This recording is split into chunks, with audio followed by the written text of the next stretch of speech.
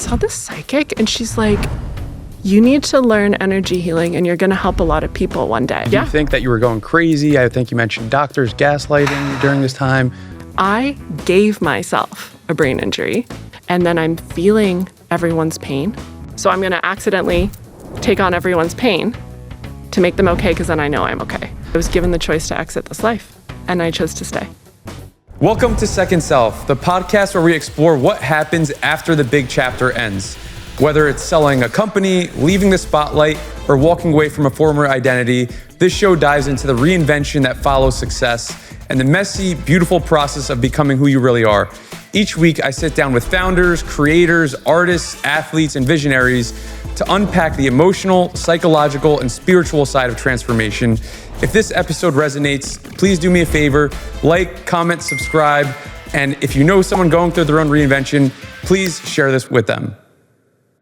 Welcome back to the Second Self podcast. Today we have Shelly Burton, who's a globally renowned energy healer, emotional trauma specialist, and someone who has helped transform the lives of hundreds or thousands with the incredible work that she's done.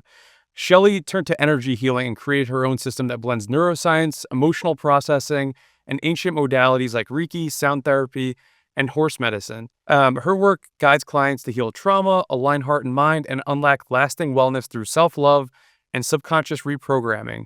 And today we're going to unpack that as well as the incredible story of her life, going from Oxford to living in tribes in Africa and going to today where she has worked with people like me and thousands of others on their lives.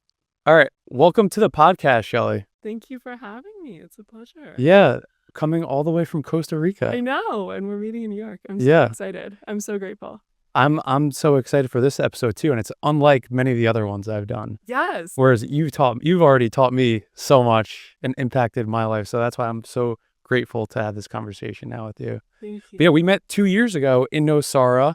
You were working at Bodhi Tree, and I stumbled into a 3.5-hour full moon energy ceremony. Yeah. That was the first time I had ever experienced anything like that. I had no idea what that meant. And it was pretty transformative for me because this whole kind of even word energy healing was foreign. And I think for many other people, it still is foreign. Yes. What did you feel during the ceremony? I felt for the first time, well, first off, I had so much, like we're going to get into this later, but my subconscious came to the forefront and I was able to relive and re-experience things that had been hidden for so long. Therefore, confront them, face them, work through them. And that was something that was still pretty foreign to me at that time. Yeah. You were so receptive so the ceremony involves like channeling, crystal bowls, my guides speak through me, right? My voice changes to a British-like accent, as you know. But it's all to create subtle healing. And the fact that you were that receptive, that you were conscious of the memories coming forward so that you could clear them is pretty incredible. Yeah, no, it was definitely a powerful experience to say the least. So for those, even just to start, for those who don't know what even is energy healing, how would you describe that? So I'll give my definition. I'm sure there's many nuances of it for so many people. So for me, energy healing is like channeling a higher force. Like there's a healing energy that works through all of us. Some people call it chi, some people call it, vital energy. Some people relate to it as just love or higher consciousness or power, spirit, God. There's so many forms of it. For me, it's just life force energy that I have studied and studied and studied and studied and studied some more on how to be a clear channel or conduit for it. So my mind, my ego that wants to project, that wants to control, gets out of the way, and I can listen from a pure heart what wants to come through, either through my hands, through hands-on healing, through trance work, dance, drumming, done with specific frequencies and drummers attuned to the heart, channeling, where my guides speak through me, to catch the subtle nuances, right, where we're out of alignment emotionally and not even aware of it because it's so far in the subconscious we can't see our own blocks. So we can bring the body back into balance, like through hands-on healing, which just on its own makes your body feel more relaxed. So it's more receptive to healing. Blended with teaching you new thoughts and new emotions that actually work for you and bringing you into balance with your healed self so you can learn to live from there instead of the wounds driving you. So that's what I would say. For me, that's what energy healing And is. we're going to unpack all that because I think even that explanation, a lot of people who aren't familiar with it will be like, huh, what's right? Let's simplify. Because there's so much depth to all this. To actually, for me, like to experience it, then you're able to understand it on a deeper level. But I think a lot of people still haven't. So the shorter version, I would say, is it helps you relax and helps you feel safe to feel again. Right? Yeah. So that's what I would say, because it's different from therapy, which is very cognitive and talk-based. So you're not always down in your body. Yeah. In a therapy session, right? So that's why energy healing is so powerful, because you have to start by getting the body down.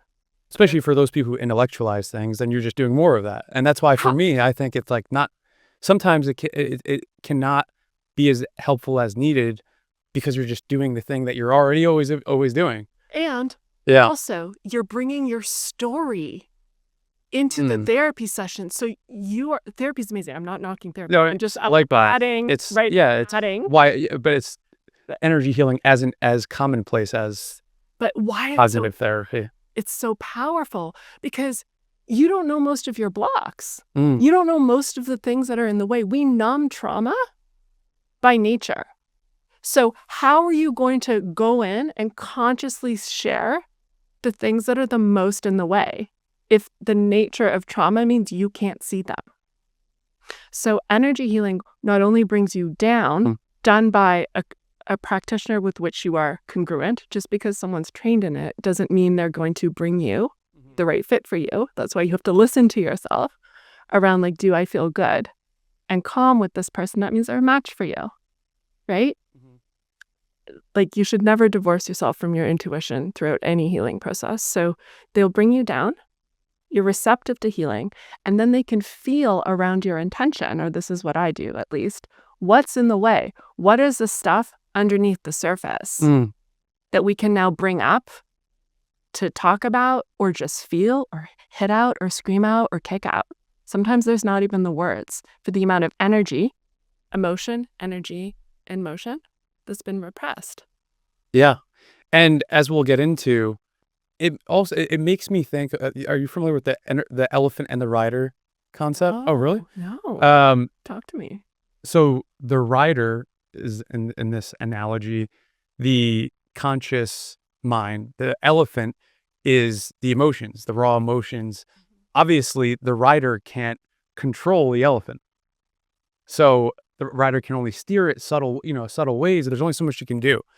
But the emotions in this part are controlling you. And if you're not in tune with them, you're going to get thrown off. You're going to be out of whack. At least for me, I think that's a big reason why once I started doing energy healing, first with you and some other, modalities and experiences, it was able to like really have a huge impact on me. We'll get more into that. But the concept of the podcast is called Second Self. And as we're talking about this, I'm sure some people might be surprised to find out that you haven't always been the energy healer. Nope. Like many others, you were once chasing success, and you were very successful along the way. You were on the varsity basketball team. You were nominated for a Rhodes Scholarship, which is, for those who don't know, one of the most prestigious academic scholarly awards, whatever that you can do. And chasing validation like so many others. So how did you go from that to then becoming getting into energy healing? The way I understand it, it was just time for me to wake up. So I had a brain injury just when I was like, I figured life out. Like, I did it. Life was hard, but now I have my 4.0 GPA. I'm finally starting on the basketball team, which I'd sludged through because I didn't even want to play. But again, tick box. I knew I needed to get Rhodes in my mind. Basketball would help me do that. I had 4.0 GPA, was a published public health researcher helping someone finish their PhD on the side as an undergrad. And So the context of the timing is important. I gave myself a brain injury in a varsity basketball game. We were playing the defending national champions at the time. So I was like, bringing it. And I was trained at the time just to fight through everything, to not be a wuss or a wimp. And I took an offensive charge on someone was on a breakaway where you're trained to like throw yourself on the ground, and I hit my head so hard you can hear it on the game tape. But I just got up and kept playing. I forgot I hit my head. And the next day, I remember having so much pain and being so disoriented I couldn't warm up. But I had no concept of self-preservation at this point, right? Everything, the adrenaline, the dopamine hits from living for the reward of starting and pushing through gave me this high, right? So I remember my coach had me walk like a line, like a drunk driving test. They're like, you can walk a straight line. So she started me. And once I came off, I was just a mess. The concussion symptoms hit full force. I had a history of concussions. And from then on, I lost what I came to understand through time was I lost the ability to override my intuition or what my body wanted me to do. And that's the beginning of the initiation into this healer's walk. You're given something that feels impossible. And you can either fold or you find your way through it. Because nothing irregular would show up on my brain scans. I saw Canada's top concussion doctors. I had to drop out of school. Just for context, I've just been nominated for Rhodes. I'm just starting. Wow. And then I can't even barely get out of bed. Crazy. Right? And then I'm feeling everyone's pain. I'm seeing everyone's pain in their eyes all of a sudden. I don't know what this is. I'm a science student. I was trained to think this was hocus pocus. So I chose, after missing a year of school, I was like, we're not missing more. I will do whatever it takes. And I started to learn, oh, wait, there's things my body wants me to do. And if I follow that, my symptoms improved. And that is how I became the healer and had to break so much conditioning to learn who I was and find the courage to live according to that. And my body was my compass that kept me accountable to the impact of my decisions. So that was the beginning. That's how it began. And what was going on through that time? Did you still want to stay on the path once you were forcefully thrown off of it? Yes, because I think you have to, it's almost like I recalibrated, but there was layers and layers and layers and layers and layers of letting go. It's not like you're just healed one day, right? It's like peeling off the layers of the onion till you get better and better and better at being yourself. And who are you anyways, right? Outside your conditioning. That is a huge journey to go on.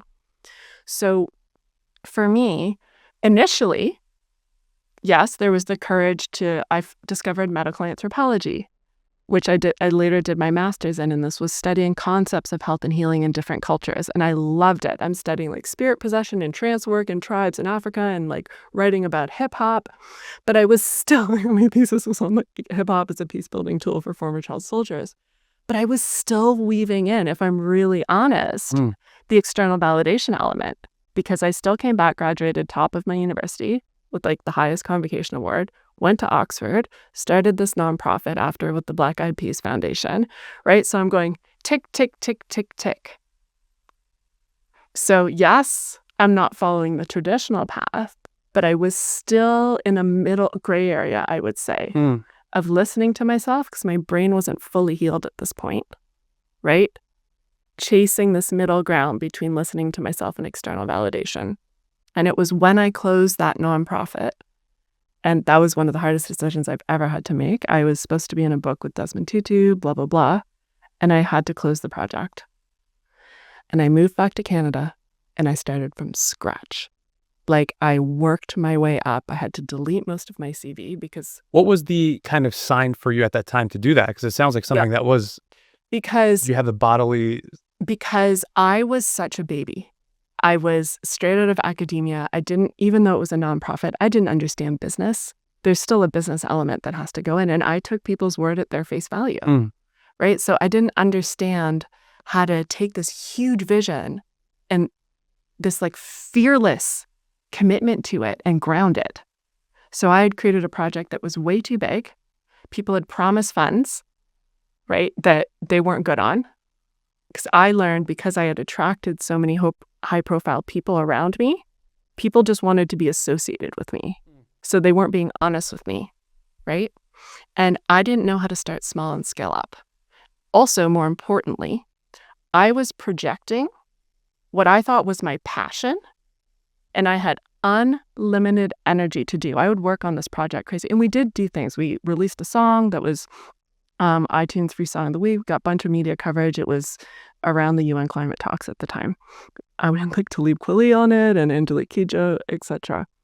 But strip all that away, I was projecting the healing I needed onto the kids. It was called Rhythm of Change. So that's why I had this unlimited resources to fight for it. But I needed that healing myself, and I had no idea. How did you realize that even? The money held me accountable. I started to realize I had way too many commitments that I had to deliver on, and the budget was too tight. Like I had miscalculated because I thought someone was good for the funds. And because of his name, that I will leave out. And I had done a pitch. Nokia had approached me to collaborate on the project. That pitch fell through at the last minute. Something happened with the company.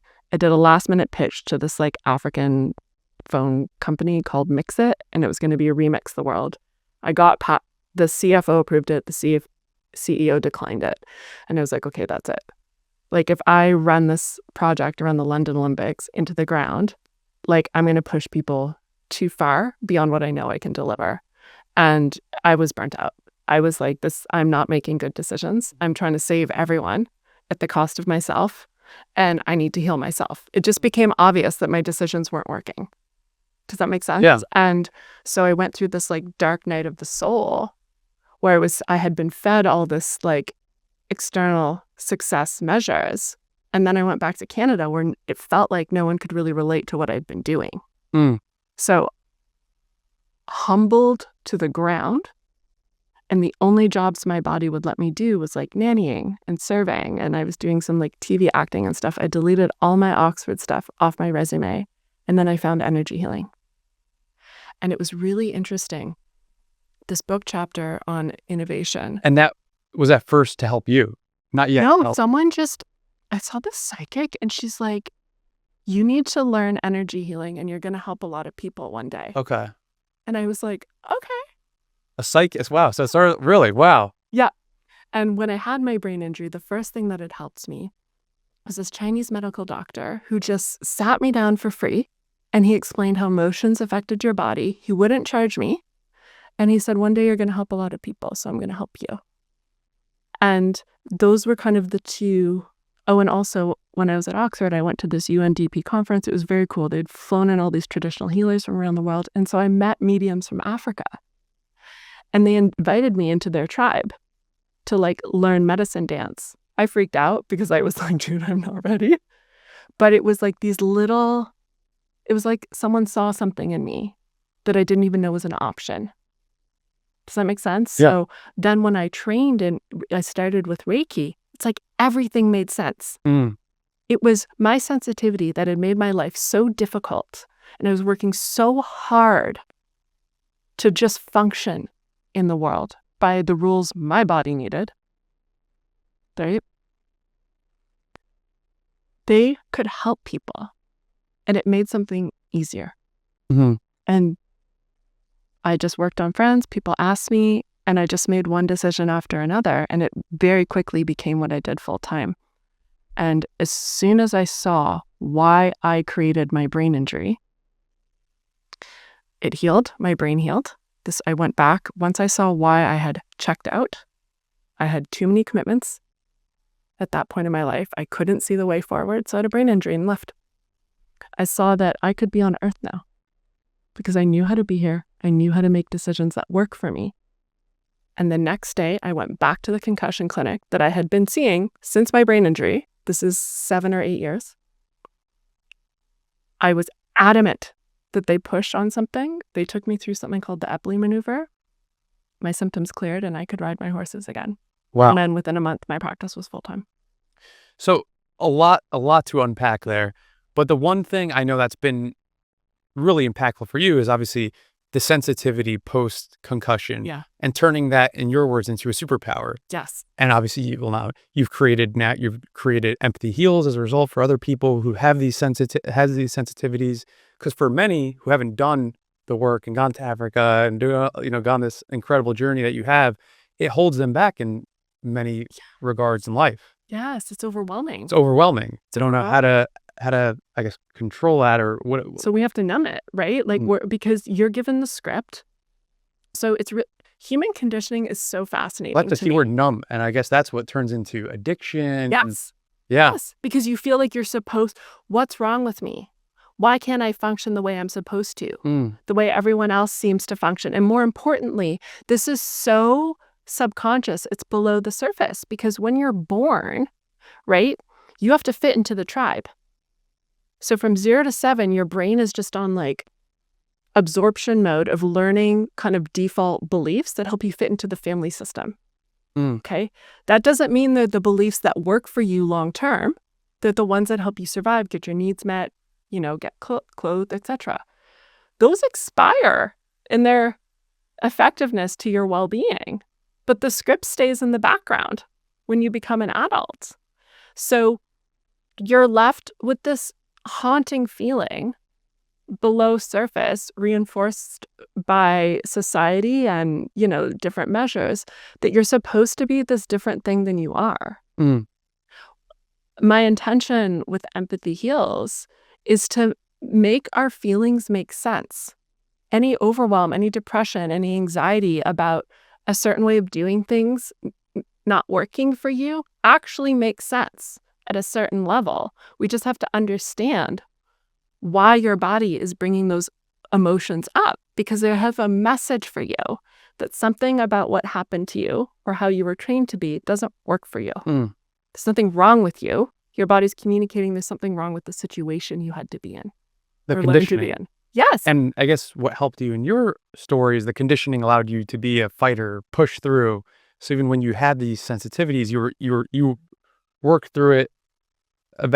I think the difference with me is I was not always as sensitive. Yeah. Always got it. said if I was born this sensitive, I wouldn't have made it. Wow. There is, and which is why I'm so passionate about the kids' work, because we have to help the kids who are this sensitive. They don't have the tools to get through this on their own.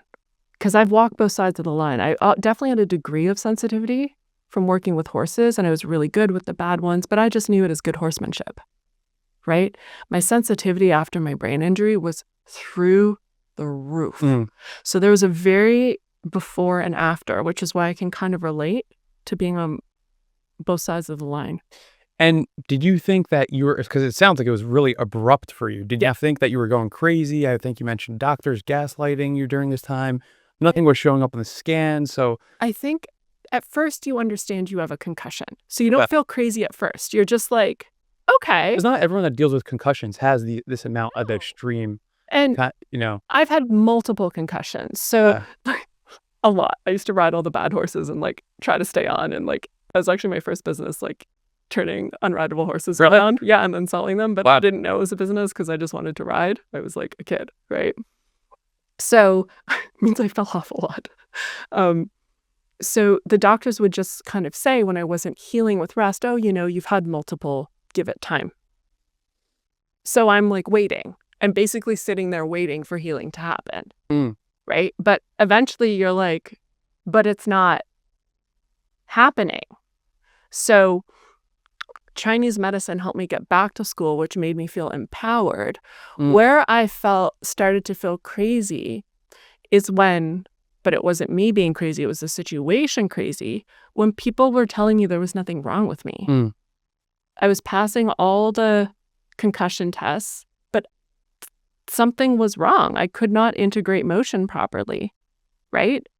And I was told I must be having mental health problems. So, and then I was told I just needed to get over it. When I couldn't work, I got told things like, go live in a tent if you can't work. And I was like, I'm not making this up. I'm actually just really struggling Mhm. to function. So I think what makes you feel crazy is when your reality is not validated. And this is something that's really built into Empathy Heals, is like my body was literally screaming at me, walk a different path.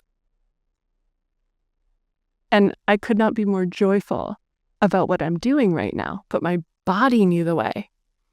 It's a tendency in our culture to some people to validate experiences we can relate to. The challenge when you're really sensitive is you have another depth, another layer of experience that people who aren't as sensitive can't relate to. Does that make sense? Yeah. Yeah. So it's harder for people who are not trained in empathy to validate your experience, which is critical for mental health. I cannot underline this enough, the importance of your emotions being validated Mm. and understood. And at what point did you change your perspective because you said the healing just wasn't happening on its own? No. At what it was point not. did you change the perspective and say, these new sensitivities I have can help me? I think I wasn't that advanced at the time. Okay. So at the time, the secret. So it's part of the journey of, I think it took me until Oxford to understand I have a gift because it felt like a curse, right? It felt like, okay, my life is just going to be really hard right now and I have to do my best to function and I have to do what I love. Like that's as far as my brain went. And I was still really competitive, right? So it was more like, I am not missing another year of school. Like this thing is not kicking my butt, right? So I was just like, I'll do whatever it takes to get better. That was more my initial mindset of like, whatever it takes, I'm getting through this. And then I only really acknowledged the severity of how much it was affecting me once I was back in Toronto and was like, why is my life so hard? Why is doing everything so hard? I was like, oh, I haven't healed my brain injury. So then I went again, whatever it takes. And so that kind of coincided with me finding energy healing. Got it. Yeah. So I guess the first self, quote unquote, life, having that experience allowed you to really. The contrast, I think the contrast helped me find myself. But you have to be willing to, this is the hard part. It feels safe to stick to what you know earns you love, respect, and validation. I thought those things were earned. I thought they were future items that you work towards, which is why I was so committed to them. So the commitment you have to your own path, like unwavering commitment to choose something that you don't know the way. There's no map, right? None. But you're so committed to doing what feels right to you. My body held me accountable. That's what gave me the courage to build my second self because my body would not allow me to cheat anymore. So that's the healer's walk. I got smacked on the head with a 2x4 to wake up, but I guess I had from my previous conditioning, the good part about it is the grit I learned. Do you know what I mean? Yeah. And I know we were talking about before, especially we were talking about having body, intellect, all that stuff, that a big part for you of realizing that you had these powers, call it, is seeing the intelligence that your body had. Yeah, and respecting it. And respecting that. And it wasn't a thing that made me too much, right? It was learning that there were directions. There were very clear directions. And I also had to learn how to separate what emotions were mine from what emotions were other people's because it was all scrambled at the start. So it just kind of felt like the world was yelling at me all the time, right? So I needed a lot of space to myself. That involved a lot of healing work because the more trauma, I didn't know I had trauma. I thought life was great before this, right? Once I learned I had a lot of trauma, like a lot, like PTSD. I had no idea, right? Because you're just feeding and chasing the next thing. And I had that dopamine thing that told me I was doing a good job, right? So the more I healed my own trauma, the less people's pain stuck on me, right? Or I'd stop absorbing it accidentally. So my own work coincided with my power growing. Yeah. And in the discussion of especially medium, I think something that is interesting is the connection to spirit. Yeah. What exactly does that mean to you? That's a great question. I think for me, it's a little nuanced because I'm also a channel. Mm-hmm. Like my guides speak through me and my Yeah. voice changes to a British like accent. So for me, there's layers. The word that I would actually say that could help anyone connect to spirit or whatever higher power they believe in is purity. A pure heart and pure intention of service, of support for the highest good. That's what I asked for. That every session when I started, please help me be of service for the highest good. Please help me be of service for the highest good. And I would say that for the whole session.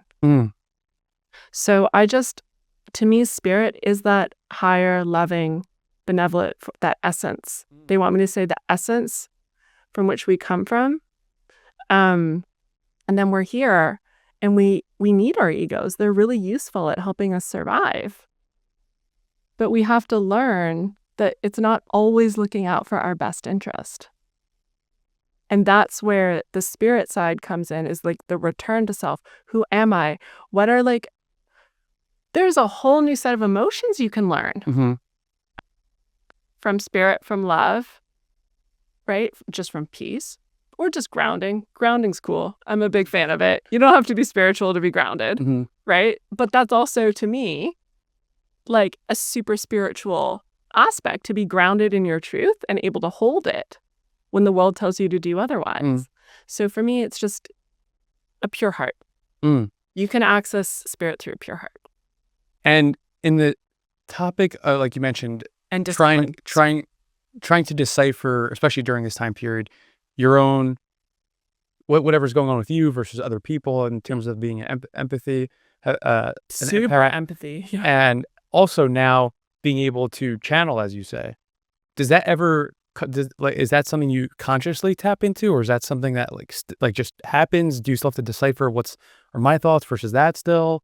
How do you think about that? These are great questions. I'm so impressed. So I'm gonna go in pieces, and if I miss anything, let me know. So there's stages. At first, you're kind of absorbing everything, but don't know you're absorbing everything, right? So it's just all a lot. Eventually, you learn, oh, I'm taking on other people's emotions, and I need to not do that, which also means I have to be accountable to the accidental part of my programming running in the background that makes me feel safe by fixing everyone. Right? So if I can help you with your pain, then I'm okay. So I'm going to accidentally take on everyone's pain to make them okay, because then I know I'm okay. But that's a part of the gift that doesn't work for me, because self-abandonment is built into that.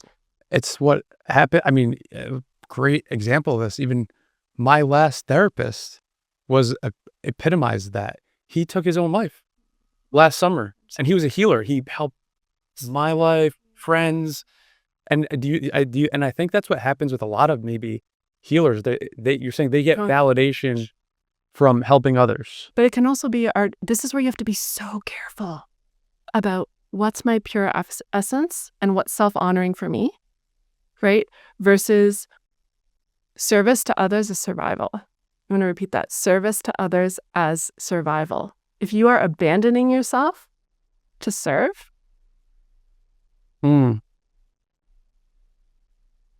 what are we giving?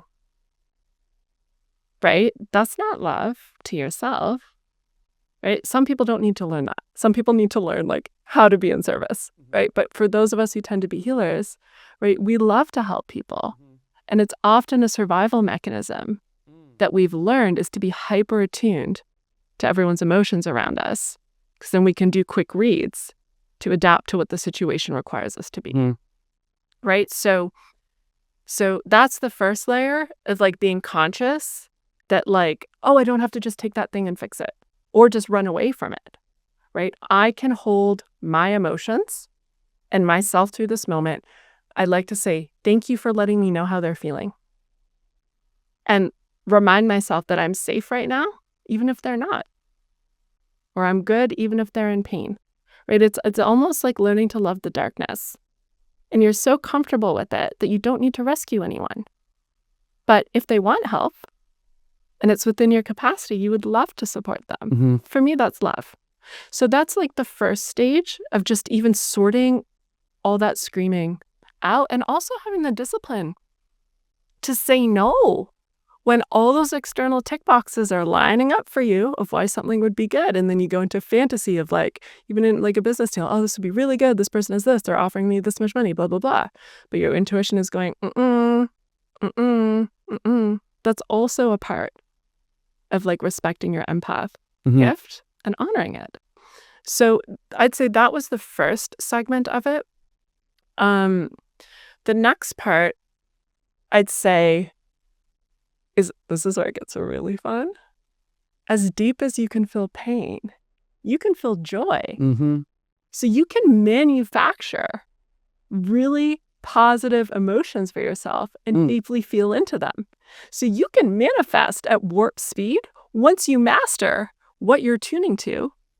And then as an empath, you can not only deeply feel people's pain, but help them deeply learn their healed truth, their healed joy, their healed reality. You can amp it for them until they feel so good, they get used to living there. So that's the positive that took me a really long time to find in being an empath. Wow, that's pretty impactful. Yeah, healing is fun. I imagine it can. I mean, what better fulfillment I imagine to get than to help others. Yeah, right. It's so joyful when you go through really hard things. Especially something that even just in an hour or 2 hour session you do to see someone just in that time, at the end of the session come out better when they start, and you could feel their energy and all. I imagine that feels great. And like some of the results I've had are like, I was working on a Supreme Court custody battle, and like it got settled out of court. And then so much healing happened in the family just from one session, that the children's health started to improve too.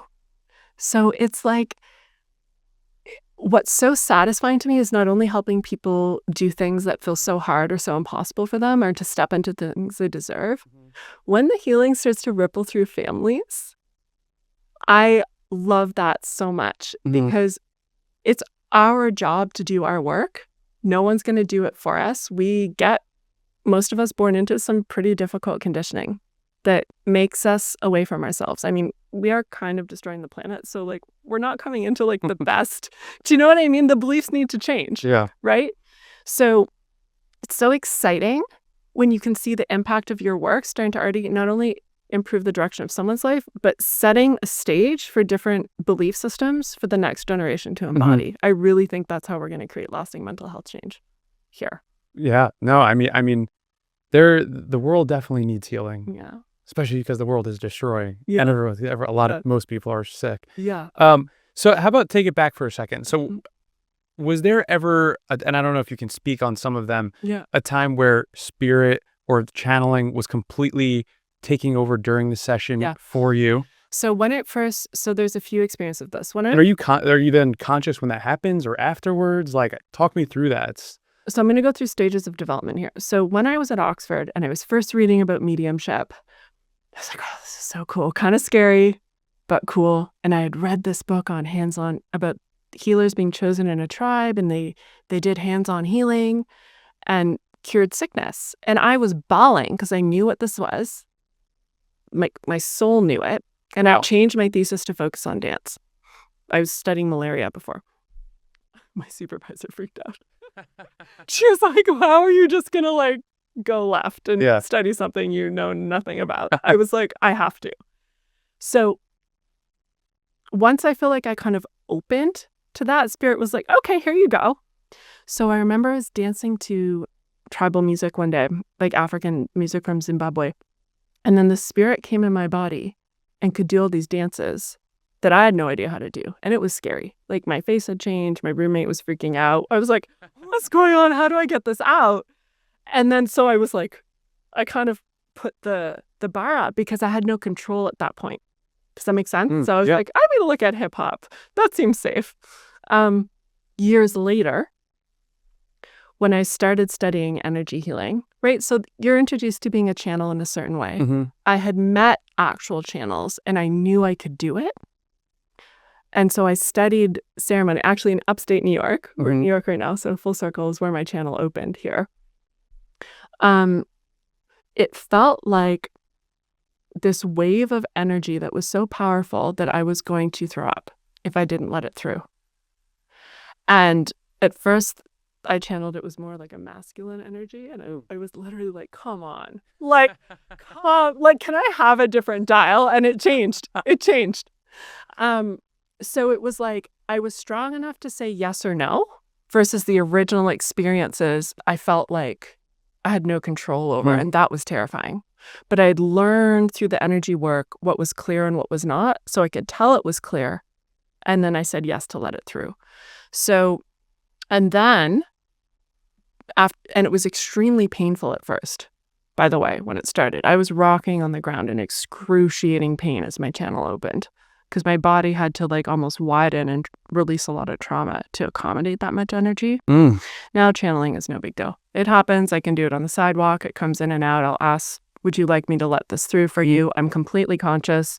I know every word that's said. I can say it in my own voice if I want to. I did meditations at Soho House for years, every moon.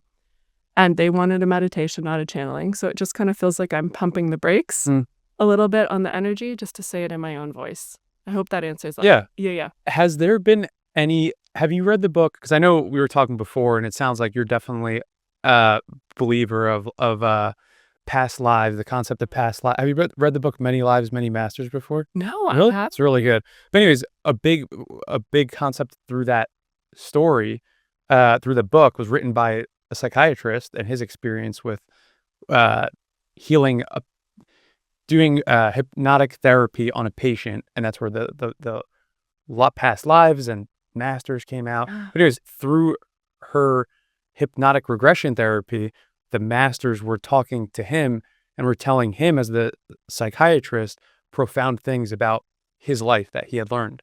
So I would be curious for you, has there been anything through your sessions or anything else where you talk about this and having this intelligence where you've had, profound things come out where you say like that have been able to impact your own life even while? Absolutely.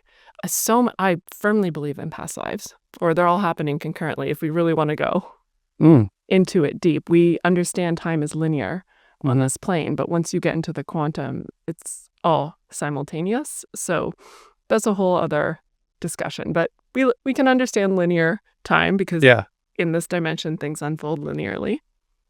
But in reality, we only really have the present moment. And you can change your future and your memories of the past from the present. Right? So you can actually resculpt everything from the present.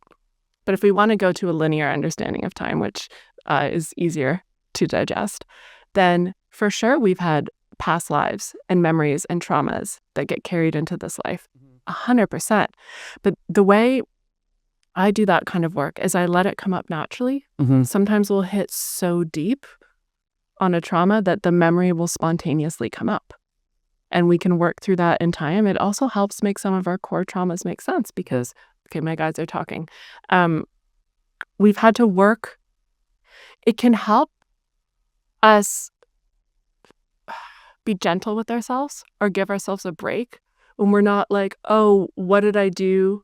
How did I misstep in this life that this is so hard? When we can understand there's certain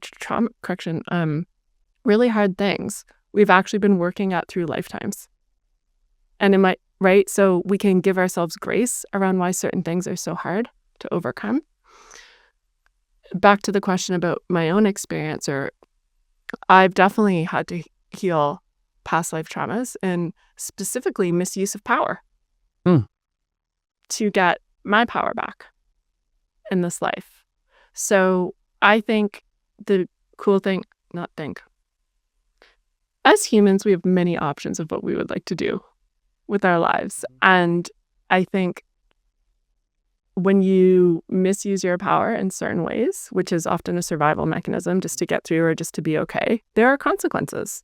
And there's pain, whether you want to feel it or not, that will get carried through certain lifetimes until you're ready to heal it and find freedom from it, because you don't have to live in the shadow just to be okay. You can actually thrive in the light. So whether it's past life or present work, just being your groundest, truest, clearest, most accountable self in this present existence, you can work on your past lives just by being clear in the present.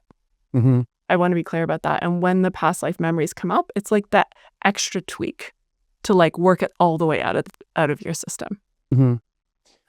Yeah, I mean, there's, like you said, a lot to unpack there. I think we need a few more hour episode to talk about all that, because I have a million questions. But just to go back, was there like any specific messages that you've had that come out of you that have been able to change the way you think about things, your perspective? From my guides or from past lives? From either, like anything through you that was like, whoa, like how did, I don't know where that came out. Now I'm allowing me to change the way I think about things in the present. I'm constantly in communication with my guides. Like I'm talking to you, I have another conversation going on in my brain, and I could have just channeled there for a moment. So there's connection all the time. Okay. I've had a few instances. One, I was taken out of my body and told to move to Costa Rica on a certain date where I'd never gone. It was a date, a time, this is your flight path. And so I did. I just packed 2 suitcases and I went. Wow. I gave up everything here. And it worked out. Wow. So that was... It just came into you. Yeah, just and where in there. Yep. Wow. But this is where you have to be grounded. If I could drive one message home, I got the message, but I didn't like jump on a plane the next day. I grounded it. I made sure it made sense. Okay. Like I lined it up at all levels, and that's also why it worked, right? I think a key word there wasn't in like survival. I was like, okay, this makes sense. I will trust you, right? And it worked. Then another one was when I was leaving Nosara, I had a severe allergic reaction because the environment was just not working for my body. I tend to outgrow things pretty quickly because I'm always doing my work, right? So I had an allergic reaction that almost caused anaphylaxis. And again, I was out of my body. My guides told me it's not your time yet. The only thing you have to do in this life is build Empathy Heals meditation program that I'd been trying to work on, but was stalling because I was focused on my practice. And so I came back, and the next meeting I had the next day, I had a meeting with the guy who'd gifted me funds to build Empathy Heals. And he was like, yeah, I'll just close your practice, get to work. So I did. I closed it for a month and I built Empathy Heals. And then I had one more experience where I got severe COVID after working my butt off on a medical case in a linked business one. And I was given the choice to exit this life because I was shown my heart could stop. I had completed everything I came here to do. And I had a choice. And I chose to stay. Wow. I chose to stay because I wanted to learn more about love, what love really was in this life. And I was so obsessed with working. Like my first chapter of my life was really all about service and building Empathy Heals. So I learned. Yeah. So yeah, now I'm just hanging out. I think the one big takeaway for me, especially for your whole story and how you're even able to do what you do, is living a life in alignment. Yeah. And like it sounds like that's the key. Is that the key to it all? Yeah. And alignment with you. So exactly. there's this like listening process of like, but what is my truth? Who Yeah. am I? Yeah. Like, I need someone to tell me. I don't just like magically know that. Yeah. What is, right? How do you think that and now I would want to talk about that too, is like, what does that, most people don't even know what that means. So what does it mean to be my true self or your true self? So this is why I developed the Empathy Heals process, because I don't think you should ever outsource your truth. You can have help. You can have guidance along the way. But as soon as you're dependent on someone else to tell you what's right for you, are we really supporting you? So you can find your truth. And that's where most people are comfortable. Yeah. People telling them what to do. Yeah, because you don't have to trust yourself. Yeah. I can't trust myself. Like, right? If back to your emotions not being validated, if people can't relate to your experience or your reality, or you're told you're wrong, or it's dismissed so accidentally, you learn to distrust your reality. That's like coded in you from childhood. right? So that's a deep correction.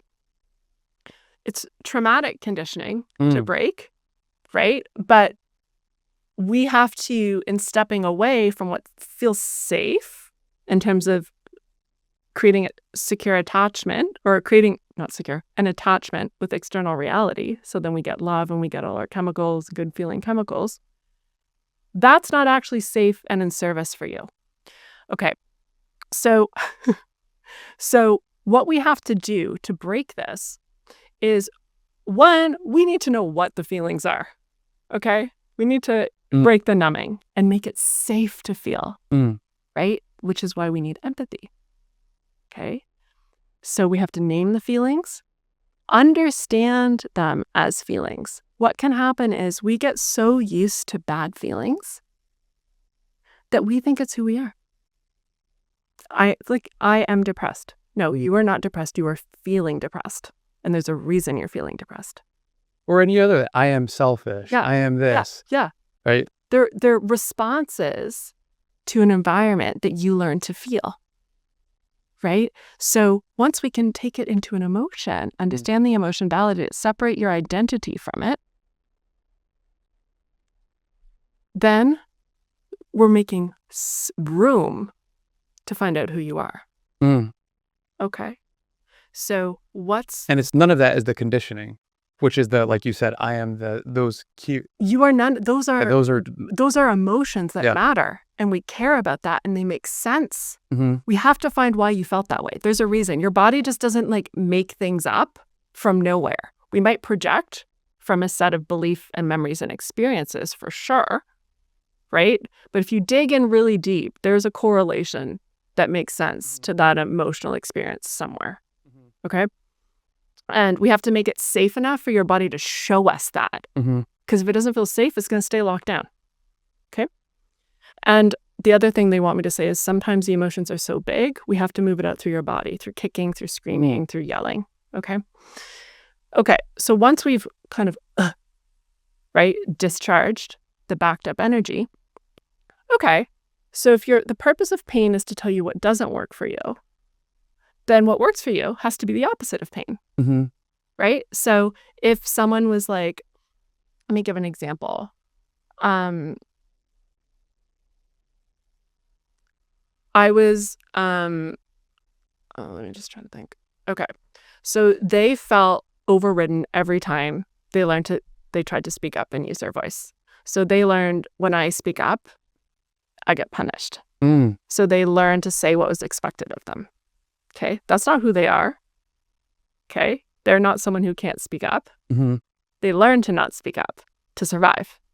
Okay. So the truth about them would be, I am so good at speaking up. I'm the best of it. I love how I know who to surround myself with. And I'm so careful about who's in my circle. And I really do a good job of making sure they hear and honor my voice and trust me to know what's right for me and are so supportive of me. I'm the best at attracting that. Truth. Yeah. So just the opposite. The opposite. And then you got to amp it. And then you have to convince yourself you live there. Where because, I would say, I think most people, and I don't know if it's a hot take or not, most people are unhappy. Most relationships are not healthy. Most, right, are not good. Where would you tell and therefore they don't live life in alignment. Yeah. Where would you tell people to start? Especially if people don't consciously know they might need to start living life in alignment. Yeah. Okay. Typically your biggest pain points. Whatever the thing you don't want to feel is the best place to start. So the first thing you need to heal is courage. Because shame, right, our deepest wounds, the things that create the biggest blocks, the biggest source of sabotage are often shame related. And shame is the emotion that makes us feel unlovable. It also hides by nature. It will do everything to not be seen. And you also can't voluntarily disclose, I'm ashamed of this, because it tries to hide in your nervous system. So if you're ever trying to achieve something and you just have a block or it keeps going left, that shows us there's something in the way. Or if you just keep going through a same trauma cycle, you have to be brave enough to know that the fact you're having a hard time doesn't mean there's something wrong with you. And if you can have the courage to know that struggling doesn't mean bad about you, it means that you're so worthy and deserving of having support to learn to overcome the things in the background making your life difficult, then you can heal. But you consistently, I would say, start with whatever feels like this to you. Like you're hitting, I mean, I literally hit my head, right? Like I got a smack. And at this time, especially for a lot of people, like there are bodily signs that show how trauma is showing in the body. Especially if you get sick. Yeah. Too, right? So being sick is a sign for a lot of people. Out of alignment. I've even heard with other migraines. I had migraines. So when we get to the there's these physical signs of the negative emotions manifesting in the body for start as early as you can. Many people, they just don't know. Take medication, take whatever, and it doesn't. And what I have to say is the physical aspect of the healing is super important, and please do whatever it takes for physical healing. But having emotional support along the way will speed up your healing process, the right emotional support for you, through empathy, through relating to your experience, through caring that you get better, through connecting with your reality and helping you climb out of the thing that's clearly not working for you, will help you drop the weight, drop the emotional weight. And if we're really honest about healing, what I've seen, whether it's physical, whether it's emotional, that is the consistent outcome. People feel lighter. They feel less encumbered by these like weights and pains they're dragging around. But so where would you start? Whatever's hard. You're hitting your head against a wall, whether it's with an illness, right? A pain point, a relationship that you just can't get out of a pain cycle of, but then you're like feeling that you have to hold on and like love this version. Yeah. I can relate a lot to that. Right? That you've learned. And then there's like all this addictive brain chemistry.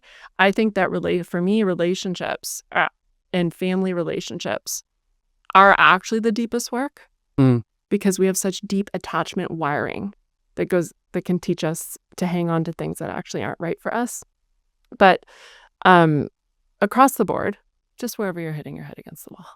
I think that's a great place to start. Yeah. Even for me, it's like something that's like part of my own growth journey is like that as well, but also just like when I'm uncomfortable doing something, when I feel my brain telling me not to do something, that's when it's time to do it. Yeah.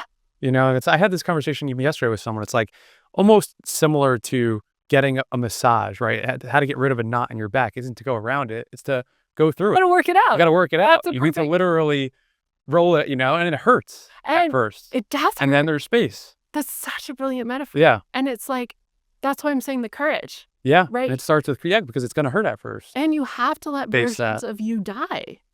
Yeah. Right. We're programmed to avoid death, to survive, even if it's ego death or death belief systems. Right. We are programmed to fight that. Right. But there's a point at which you have to understand. And the story that goes along with that, like even for you and for me, the story of who would Shelly, the version of Shelly died with like, you chasing and the validate, like who knows, like, for you to be a healer, like that version of, so many deaths. And to let go of that is scary. It's so scary. Same in relationship. Yeah. So scary. So yeah, that's why it starts with courage. It starts with courage. And you can also I love logic. I'm a really big fan of logic. So you can also be like, hey, ego, you're doing such a good job of trying to keep me safe in the past. Right? Because you're remembering only backwards in time. Your ego self, your protector, your survival self is not your creator self. It's not the part of you that sees all possibilities and can create your new life. It's a different part of your mind. So you need to know who you're listening to in there. Right? So it's not wrong to be scared. It's like, if we stay in the world I know how to protect you. Yeah. Right? But you have to be like, thank you so much for trying to help me. I know why you're saying that. Okay. But for my logical brain, I know I'm not limited to my past circumstances. Right? So therefore, it is logical that I can succeed. in this new reality. It just feels scary because I haven't done it before. Mm. Oh, you know how you get comfortable in a new reality? Repeat. Repeat, repeat, repeat, repeat, repeat. All of a sudden, that new habit is normal. Mm. But the courage and the willing to go in made you take the leap.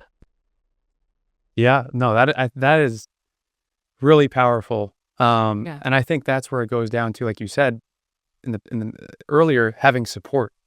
We need support. And that's where it comes down, because it's hard and it's scary to take that first we that all first need step. support, and this It's also knowing what you know. Like, if you don't have anyone around you, or these conversations we're having now are normalized, like you might just think that's reality. and we always need help seeing our blind spots, Yeah. right? So Yeah. so I know I said be your own healer, listen to your truth, right? That's important, but that doesn't mean don't let people help you. It just means trust yourself through the process, and don't ever let anyone override what feels true for you. We all need help. Like in my thesis at Oxford, I was researching this tribe in northern Uganda, and they didn't have a concept for mental health that like we do. There was only the quality of their relationships in the tribe. So they didn't understand PTSD, having gone through a war. They're like, why are you making us talk about nightmares to get better? They were like, fix the relationships in our community and we'll be okay. Wow. That's really interesting. So it's just so deep. And why I'm really grateful for my time in Costa Rica is I really had to live in community so deeply and strip away like the hyper independence I had learned. It's a process for me. But for me, true happiness does come from really healthy relationships, and we need to learn that together. Totally. I mean, even me, I look back and that's like, I've read some books that allow you to change perspective, and it's like, how do I want, when I'm 80 years old, to judge the my life is by the quality of my relationships. I mean, that's ultimately the thing that matters most. That's why a tribe in Uganda might be happier than the richest person or family in New York City, right? Right. Because that's all you have. They're optimizing that on everything. That changes the way you show up. Yeah. Changes the way you show up for yourself then. Yeah. And it's like, it's food in a different way. Really interesting. Yeah. Like we can be really conscious of like eating well, which is obviously super important, but what kind of emotional food are you taking in? Not only through your own thoughts, the people around you do influence you. Okay. So like choose the relationships that honor you. Not just the people, but what you're consuming on social media, what you're reading. Yes. Yeah. That's all love. Yeah. Right? Give yourself grace when things are hard. New patterns are allowed to be hard. You don't have to beat yourself up. Right? But another reason why having a team in place, and I'm a really big fan of committing to healing programs, not just doing a dabble and to see what happens, because if you look at how change happens, it's through repetition. You have to work. So if you're going to work, do the work, invest. Yeah. Go in with the right people. If you're going to build healthy relationships with people, go in on the people that feel good to your healed self. And you're allowed to go through the messy journey of like, well, what does that mean? But who cares? Yeah. Learning. And it's so obvious too. It's like, make other analogies. It's like easier for people to see and understand. It's like going to the gym. It's like you can hire a personal trainer once. You're not going to change your body Like overnight. Hey, so you had a nice session. It might take a year. Yes. And it might take changing your diet. Right? You make change in other different areas. Yeah. It's a great metaphor. Yeah. So it's like, it's interesting that people can, now think about mental health things that affect their lives the most and say, oh, I can do, one session every 6 months and feel like I got everything out of the way. There's nothing else left. I'm healed, Like, how about for you? Because when we talk about subconscious mind wiring, even for you, that's obviously done incredible amounts of work and you're living a life in alignment. Is there stuff that you still struggle with where you have to find yourself changing the way you think about? all the time. All the time. I am obsessed with this. I'm like, but I also love doing it. Like for me, I'm constantly making my own meditations. I'm to like bring myself in resonance with the beliefs that I want, how I want my life, how I want to feel. I have my own that I look into Wow. all the time. Love that. But for me, And I want to learn how to be better at everything, right? And it's actually been work for me to prioritize other areas that aren't productivity related. That's actually been the hardest thing for me because Like what, for example? like dating's been really hard for me to prioritize because my conditioning was, or relationships or fully investing in them, because I'd always be working. I would always prioritize my work because my work was my safety. So that for me, learning to just value relationships in and of themselves as an end, that like I was safe to invest in something that wasn't performance related, was probably my most vulnerable thing to work on. And that's what you said earlier around, you know, when you made the decision to stay, it was about love and relationships. So yeah. Like I completely switched, and it's just across the board. It's like my whole approach to everything. I was always thinking about what I needed to be building, what I needed to be serviced. Like it was like my soul wouldn't, it's like I knew I had to get this thing done. Right. And what's interesting is I found my sessions are so much deeper right now because I did the really deep attachment wounding work that I hadn't done before. I felt this spaciousness to understand the family system I grew up in with eyes I didn't have before, and to which I'm so grateful for. And I've been able to help people understand their family conditioning at an even deeper level. So the ironic thing about that choice is it actually made my work better. That's incredible. Right? But that's the thing about your truth. It will always up-level your life in ways you can't imagine, or take you back to the thing you thought you left better. But you're just following the right next step. So for me, I wanted to go on that exploration. I didn't know that my work was going to go to such a deep level because of it, but of course it would, because the clearer I am, the more I can serve. Yeah, it makes perfect sense. I was doing it for myself and to heal some crazy stuff I went through. Yeah. On that topic of attachment theory that you said you've dived deep into, I know it's interesting even having conversations with people that are like, what is your attachment style? I'm anxious, I'm avoidant, I'm secure.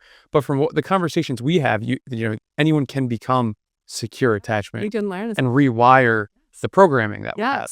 Yes. And, you know, to me, this is actually the most profound work I've ever done.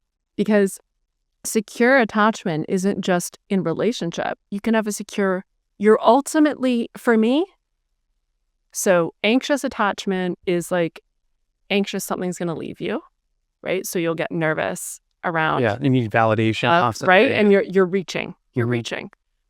There's a fear of abandonment, right?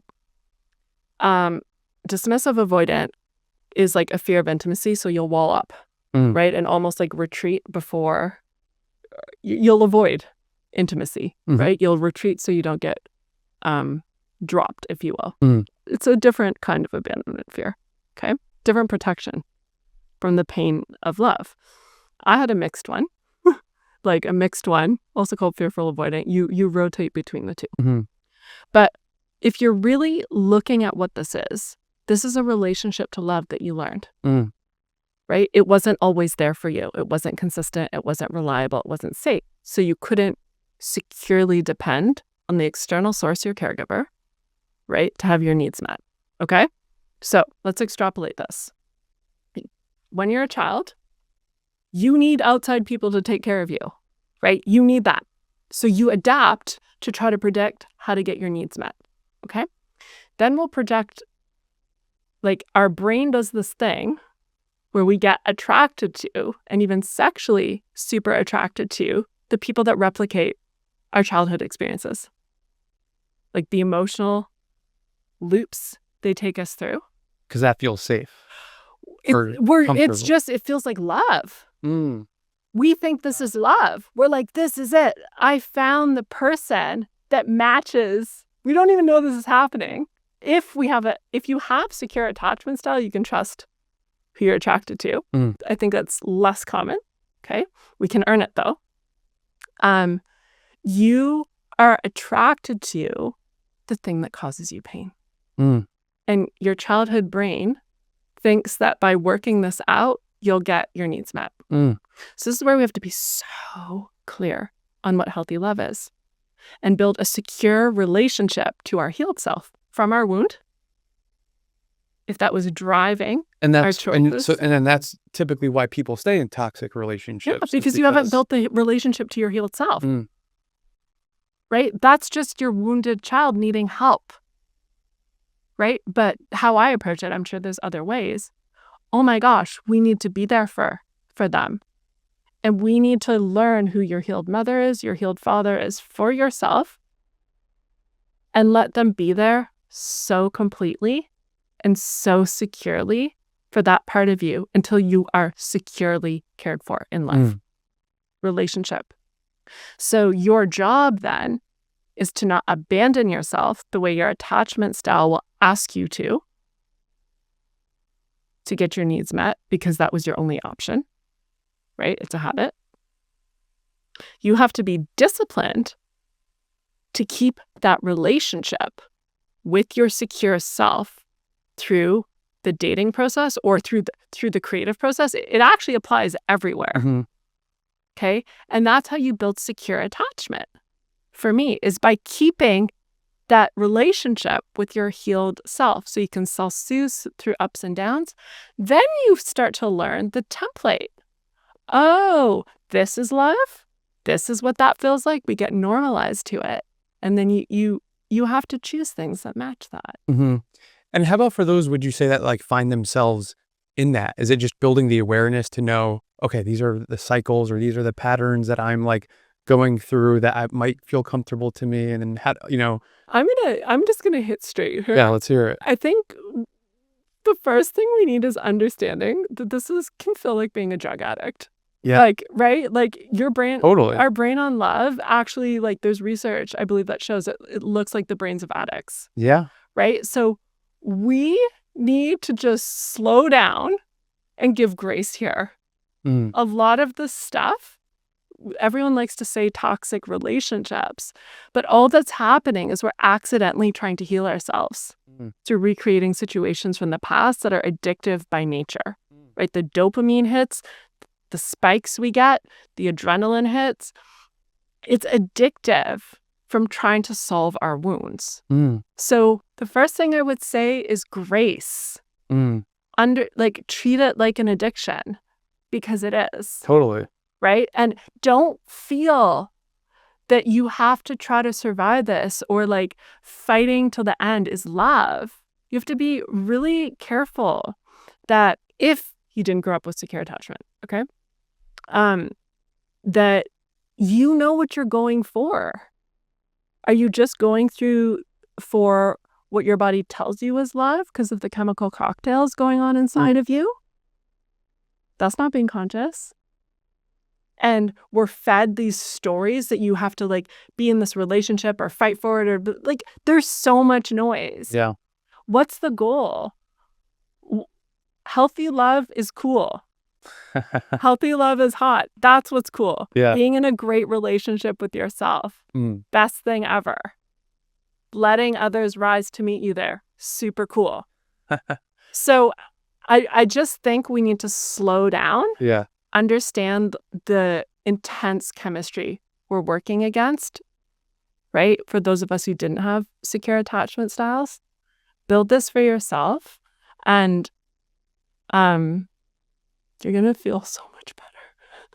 Yeah, that's well said. And everything around you, because relationships are the biggest impact on your life. Yeah, every time I up-leveled in relationships, I got paid more money. Love that. It was hilarious, like exponential leaps, because my self-worth raised.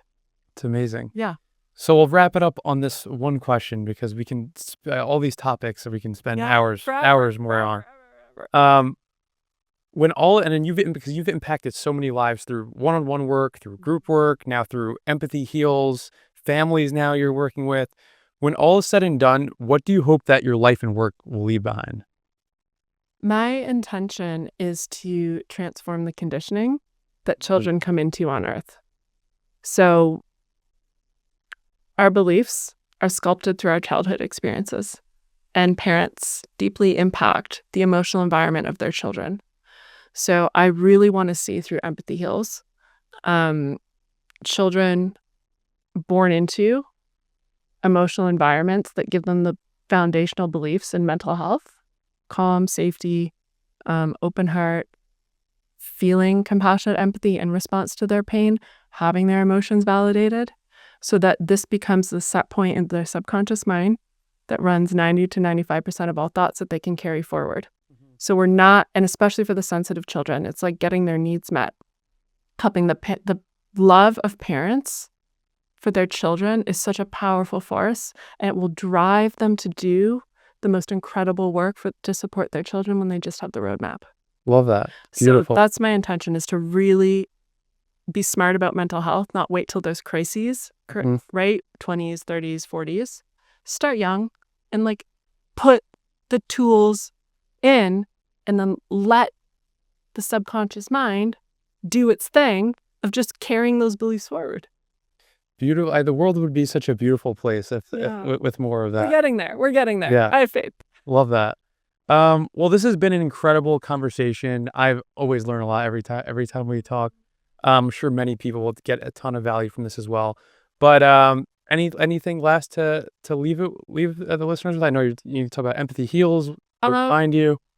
Sure. ShellyBurton.com is my website. EmpathyHeals.me is the meditation system. That is a great add-on just to condition yourself to what healing feels like. So I would say check out either website if you're called to work with me. And just a message for anyone who is scared to start healing. Just know that the most important thing in picking someone to work with is you feel that they let you be yourself. Okay? So you can trust whoever you choose to work with, whether it's me or someone else. When they don't tell you what to do, they hear your needs and respond to them. Beautifully said. Yeah. Awesome. Well, until next time. Thank you for having me. Yes.